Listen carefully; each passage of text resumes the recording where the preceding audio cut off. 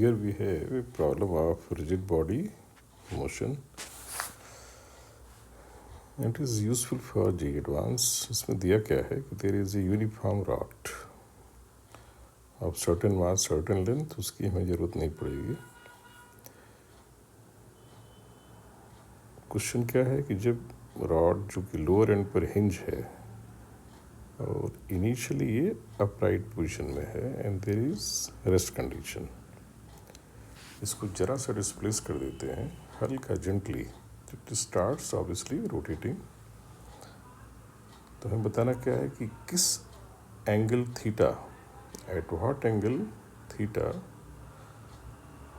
between rod and the vertical hinge reaction will be perpendicular to the rod. यानी कितने angle घूमने के बाद जो हिंज का रिएक्शन होगा वो एग्जैक्टली रॉड के परपेंडिकुलर हो जाएगा. तो इसके सोल्यूशन में ये ध्यान देंगे कि हमें ये इंश्योर करना है या ये निकालना है जो हिंज की रिएक्शन है. पहले तो रियलाइज़ करें कि हिंज की रिएक्शन कैसे कैसे आते हैं. किसी भी प्लेन में हिंज की रिएक्शन को 90 डिग्री के डायरेक्शन में हमेशा माना जा सकता है. तो एक डायरेक्शन कन्वेंटली हम रॉड के लॉन्ग ले लें, दूसरी डायरेक्शन रॉड के परपेंडिकुलर ले लें. रॉड के अलॉन्ग जो डायरेक्शन है उस तरफ फोर्स को एन कह दिया जाए या और कोई सिंबल ले सकते हैं, और रॉड के परपेंडिकुलर जो फोर्स है रिएक्शन उसको मान लो पी कह दिया जाए. राइट. और थोड़ी देर के लिए रॉड का मास मान लेते हैं एम, और इस समय इसकी एंगुलर वेलोसिटी क्या है ओमेगा. तो हमें ये कॉन्सेप्ट होना चाहिए कि जो बड़ी बॉडीज़ होती हैं, बड़ी बॉडीज़ पर फोर्स कहीं भी लगे, कहीं भी लगे, किसी डायरेक्शन में नेट फोर्स जो होता है किसी पर्टिकुलर डायरेक्शन, मान लो कोई डायरेक्शन में ले ली एक्स, तो एक्स डायरेक्शन में सारे फोर्सेस का सम बराबर होना चाहिए mass of the body into acceleration of C M, centre of mass, in x direction. इस सी एम के एक्सेलरेशन का एक्स डायरेक्शन में कंपोनेंट. और इंटरेस्टिंग बात इसमें इम्पॉर्टेंट ये है कि फोर्स कहीं भी लगे हो, डजंट मैटर, ये रिलेशन सही होल्ड करता है. तो इस प्रॉब्लम में हमें इंश्योर करना है कि जो एन आए that should will become zero, that should be zero. तो हम एन की इक्वेशन पाने की कोशिश करते हैं. तो रॉड का अगर फ्यूल डायग्राम देखा जाए तो दो फोर्स तो यही हो गए पी और एन.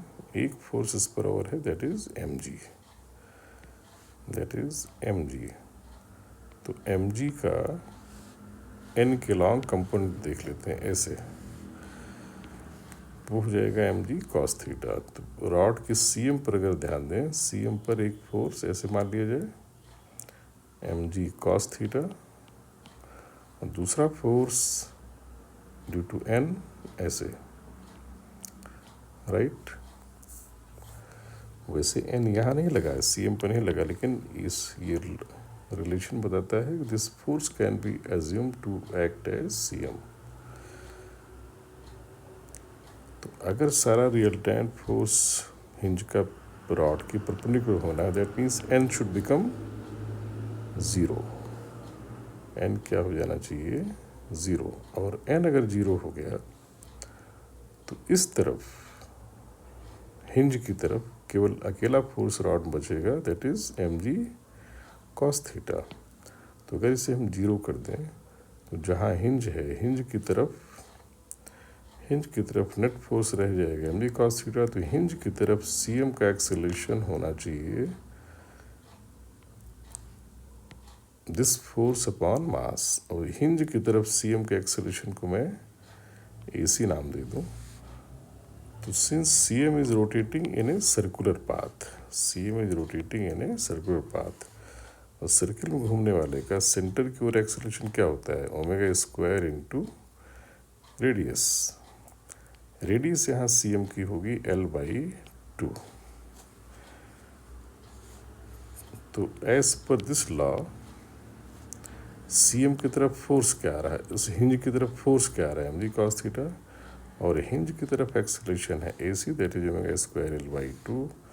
तो आई कैन से कि mg cos theta upon m, ये CM की तरफ एक्सेलरेशन होना, CM का एक्सेलरेशन होना चाहिए टुवर्ड्स हिंज, क्योंकि हिंज की तरफ यही फोर्स है, क्योंकि n हो चुका है 0, यही कंडीशन है क्वेश्चन की। तो इसको बराबर कर देना होगा हमें omega square L/2।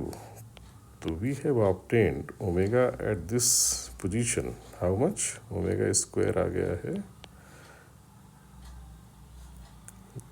2g/L cos theta.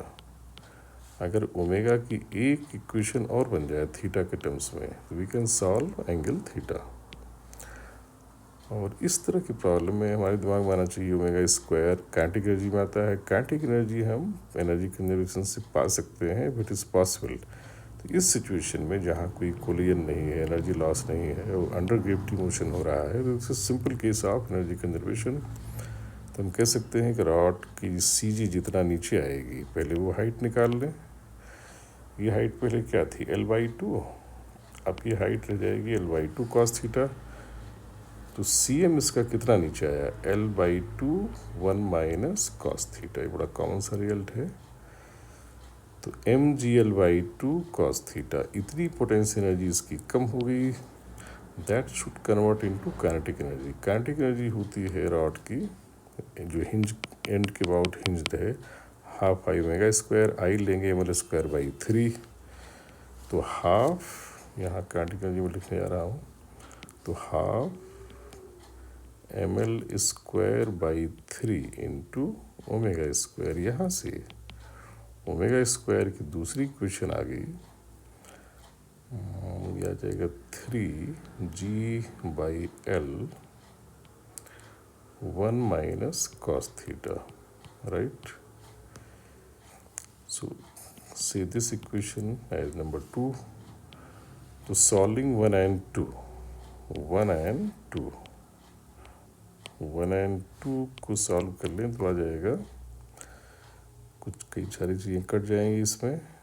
2 cos theta equal to 3 माइनस 3 cos थीटा, और यहाँ से आ जाएगा cos थीटा एज 3/5।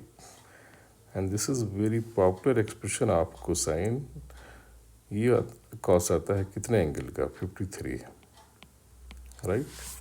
इसका आंसर हो गया 53 डिग्री। रॉड जिस समय वर्टिकल से 53 डिग्री बनाएगी, राइट, उस समय इसका सारा रिएक्शन जो हिंज का है वो रॉड के नॉर्मल हो जाएगा, और ये रॉड के लॉन्ग जो कंपोनेंट हमने बनाया है दैट विल बिकम 0, राइट। उस समय ये P कितना होगा ये निकालना थोड़ा सा टफ होगा, ज़्यादा टफ नहीं, you can try.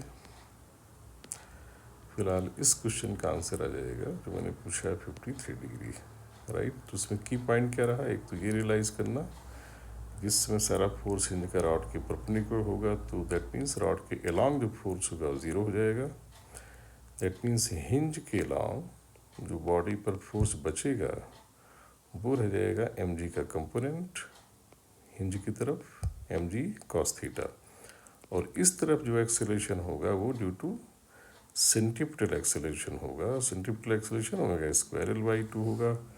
Omega square को हम लोग एनर्जी कंजर्वेशन से पा सकते हैं, और न्यूटन सेकंड लॉ लगा दिया हिंज की तरफ CM पर। तो CM पर जब लॉ लगाते हैं सारा फोर्स CM पर मानते हैं, यह मैंने मेंशन किया है। इस तरफ फोर्स अवेलेबल क्या है, mg cos theta upon mass, इधर एक्सप्रेशन होना चाहिए, एक्सप्रेशन है कितना, ओमेगा स्क्वायर L/2।